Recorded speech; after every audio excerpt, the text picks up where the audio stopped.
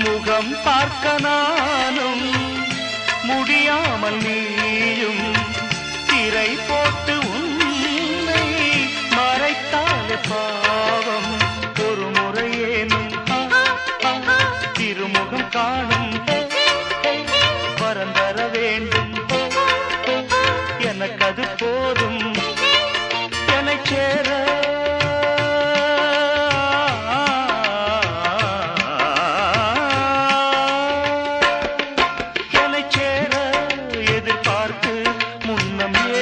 ஜென்மம் ஏங்கினேன் வாவெண்ணிலா உன்னைத்தானே வானம்